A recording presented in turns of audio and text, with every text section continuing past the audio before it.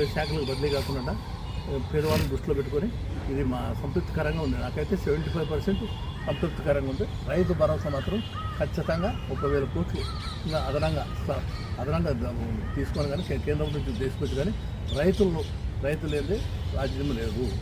అన్నదాత గ్రామీణ ప్రాంతాల్లో నీటి తాగునీరు సాగునీరు మరి కర్నూలు జిల్లాలో అయితేనేమి నదులు సముద్రం అనుసంధానం చేసి అద్దరిని అయితేనేమి వేదావతి అయితేనేమి మరి కొన్ని చెరువులు శ్రీకృష్ణదేవరాయలు ఉన్నప్పుడు 10 లక్షల చెరువులకు నీళ్ళు నింపి నదులు సముద్రాలు గంగా కావేరి గోదావరి మరి సముద్రాలు ఇవన్నీ అనుసంధానం చేసి రైతు లేనిదే రాజ్యం లేదు. అన్నపూర్ణ ఆంధ్రప్రదేశ్ అన్నపూర్ణని నిరూపించాలని కోరుకుంటూ విజ్ఞప్తి చేస్తున్నాను. ఇక్కడ